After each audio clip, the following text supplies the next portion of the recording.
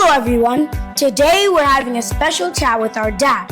He's sharing his favorite memories from Nigeria, hilarious stories about moving abroad, and how his faith guided him through it all.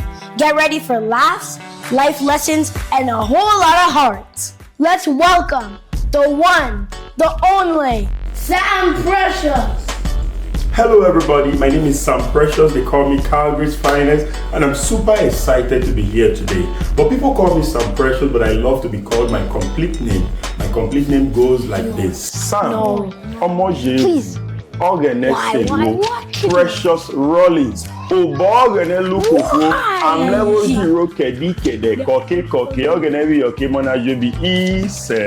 What I heard was It's my name. Is it your name? Go ahead, guys. Let's go. So, tell us a little bit more about yourself.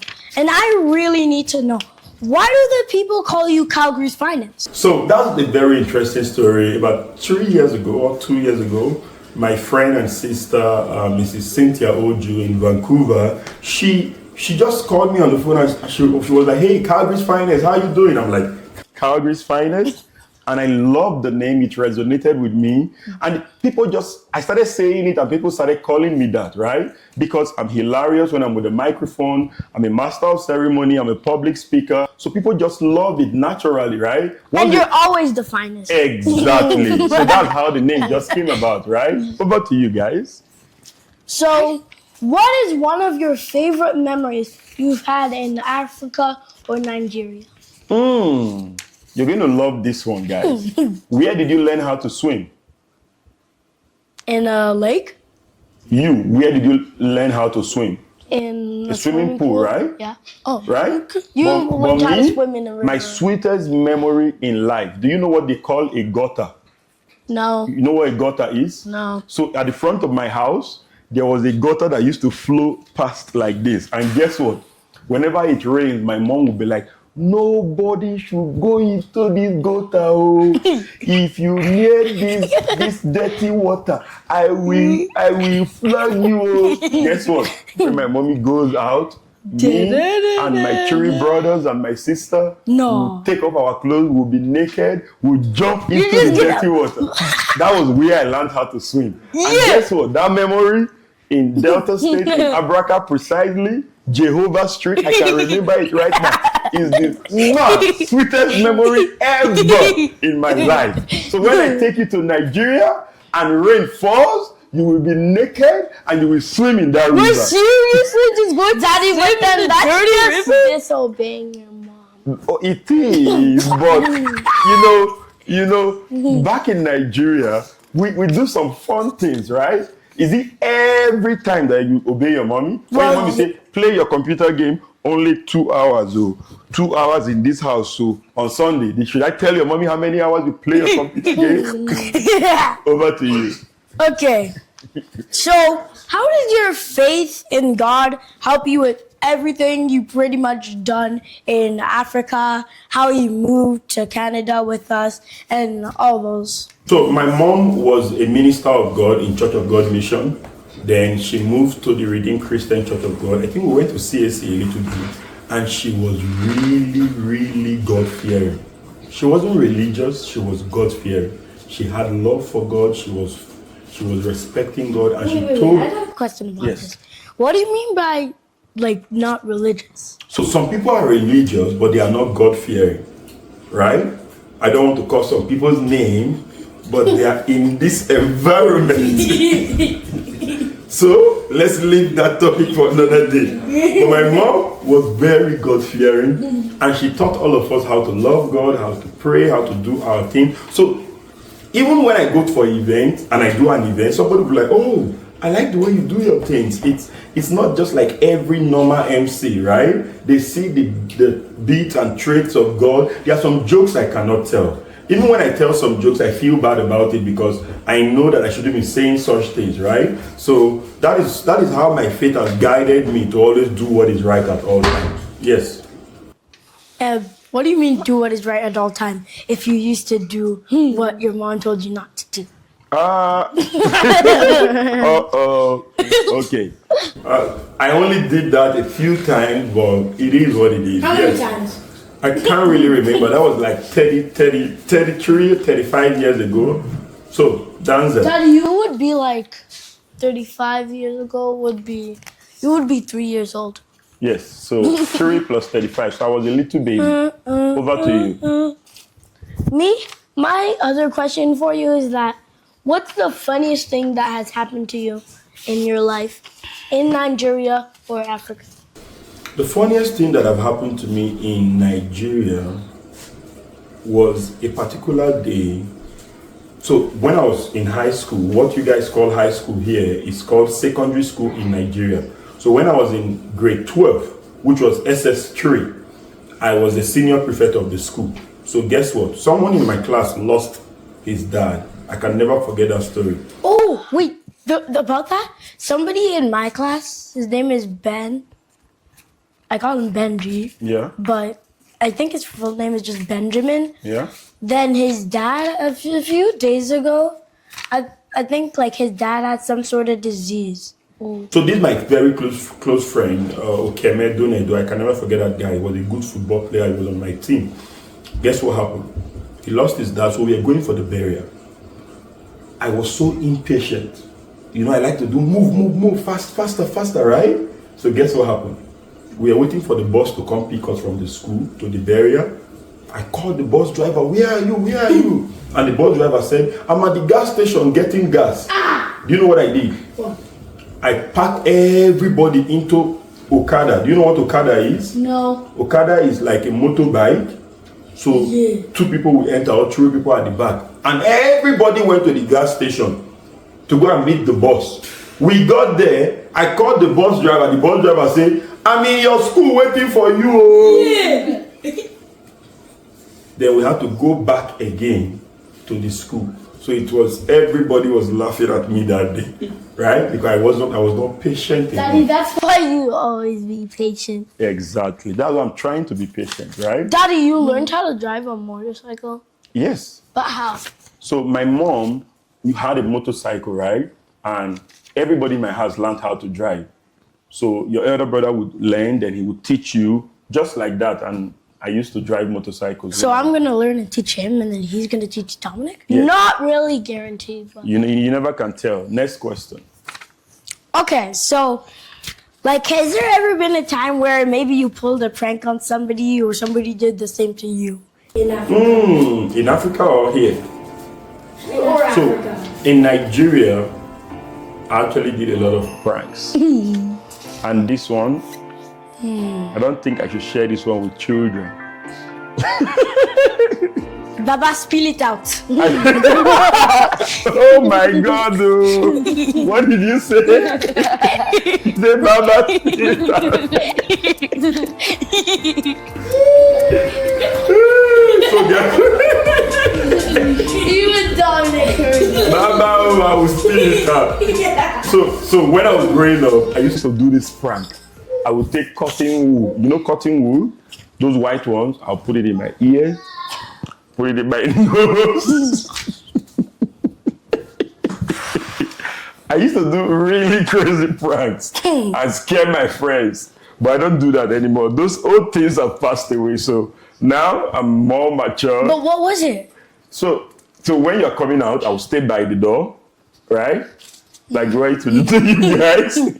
So when you open the door, yeah, I remember I was like upstairs. There's like some sort of barrier, so I was just behind it. So that's how I used to do. I used to prank everybody, my dad, my mom, my brothers, my sisters, everybody. I used to prank them a lot. Was there a time you used to put like cotton bud in your nose? Was there a time that you just knew what was going to happen and they're just like, of course. Nobody ever catches me when I want to pull it. You know that, right? Wait, so you're just like, so it's in your nose? Yeah, and then you just scare them like, I'm the prank king. Next question, let's go. My next question is that, what traditions from our culture should we always keep away from? Did you like keep away from home or keep away from this place? Okay, so let me talk about the tradition from our culture. You know, we are Urobos, right? That's why your name is what? Ogene what? Selu. And Ogene what? Video. Ogene Fejuru and Ogene Selu. And Dominic's name is what? Ogene. Ogene Regba. Okay. Now, as Urobos, we are taught to respect our elders. That is why whenever we go to a parties and you see that I see elders, how do I greet them? I would Ningwosa, right? I would prostrate and greet them. That's a good tradition that I love. So Daddy, usually again, I do. how are you respecting your mom when she told you to do something and you did the wrong thing? Let me tell you the tradition that I don't like from my culture. The Urobos and the Isokos, they are allowed to marry more than one wife. What? Daddy, so you're allowed to do that too? Yes. You want me to do that? No. Why? Because why not? Why? Why? I don't. Okay, so that's one tradition that I said when I was growing up. I think because so usually if you have a lot of wives, they usually do everything for you, and then usually you just get bored after doing nothing for a long time. No, so they like to have lots of children, right? I have 3 children right now, right? 3 boys, and I'm still working hard to have 3 girls. Isn't 3 children enough? Why do you think that 3 children is enough? I don't think so. How many do you think is Your enough? dad had about, I think- what, 41, No, 49 children? As an Urobo man, you don't count your parents' children. It's against our custom. So Then- don't count my father's children, please. This YouTube channel is not directed to my father. So that is one of the traditions that I said personally that, okay, I would never marry another wife. Right? But maybe I'll change my mind. No, I don't no, know. But no more than one wife. Yes, next question. I have a big question for you. Go ahead. Where did you actually learn that culture? So my family is a large family, and my grandmom was an amazing grandmom, right? So when my mom was working or teaching, and my mom used to be a teacher, right, in the school. So if my mom is teaching, my grandmom is always teaching us, right, about the culture, about the tradition. That's why when we go to Nigeria, my dad, who is now your granddad, will tell you a lot of things about the Nigerian culture, about the Delta State culture, about the Urobo culture. We are from Abraka in Delta State, Nigeria, right? So you're going to hear a lot of things about our culture and about our origin. Then we'll go to the palace to see the king. Then Daddy actually already going there. Yes, all of us. We're going to go. Who's the king? Don't worry, you're going to find out. Our great grandfather. Good. Then you're going to find out a lot of things about our culture. Wait, So- our king is literally the king. Yes. Next question. Wait, I have a question. So, what was it? While he's thinking, your question, please. My other question is that, how did you become an MC, and what's the backstory? I love that question. So the backstory was, there's a guy in Delta State that he used to work for Delta Broadcasting Service or a radio station. So they call him, he goes by the name Ikiri Boza. That's his nickname. It's funny, right? So when he comes to party, he will be like, Ikiri Boza. Then he will now say, Ashe Fene Fene Ashe Boloko. Like, he was funny. So I loved him. I still listen to him once in a while whenever I have the chance. Guess what, guys? We went to a wedding. A minister in Redeem was getting married, right? The minister in church, he was also like a government official. I was the best man. So that guy was the MC, and he did an amazing job. And I was 20. Guess what? The next week, I went to another wedding. I was not the best man, but I was among the groomsmen, and the MC did not show up. So my friends came to meet me, and they would be like, come on, Sam, you've done children's birthday before, and you always make us laugh. You can do this. Do you know what I did? I copied everything that I saw at that Ikiri Boza's wedding the week before, and I just repeated it. I was 20 years old. That was 18 years ago. Daddy, so you said that he creep for that. Yes, I was taking his dose. I was taking his formula. That's why till today I'm so grateful to him, right? Because I just took his ideas and put it in my own words. And guess what? I killed it. That was how I started being the master of ceremony. I nailed it from that time, right? That's why I became the very best. I started learning, going to other people's events, learning, asking questions. That's why I have so many mentors in the industry, right? So Ali Baba is one of my mentors. We have so many other great people. And guess what, guys? You're going to meet Ali Baba very soon. Which He is the king of Nigerian comedy. You'll see him very soon. And then I have a question. Yeah. That was the one I couldn't remember. So one day you told me you were a teacher. Yes. A teacher of where? Okay, What grade were you teaching? Okay, so I have a bachelor's degree in educational management and political science. So I've taught all grades. I've taught grade 2. I've done grade 6. That's primary 2 and primary 6. Then I've also taught secondary school, which is your high school. So I taught JSS 1 to JSS 3, civic education. Then I taught SS1 to SS3 government. Daddy, did you do SS plus? So SS1, SS2, SS3, that's the end of the high school I thought in there was Nigeria. SS So plus guess what? I've one, taught all SS classes. plus two. Then I've also worked as a school administrator, then also as a health and safety officer before I moved to Canada. What do you do as a health and safety? So a health and safety advisor, his job primarily is to keep everybody safe. Everybody from the managers to the workers. If you are using an equipment, you are using Daddy, a so tool. like when they're like using a ladder to build all the high things, Exactly. you make sure they don't fall I down. tell them how to stay safe. So thank you for having me, and I look forward to being in your show again. But please, next time you invite me, you must pay me money. Are you hearing me? Thank you. How much Bye. are you paying us for this?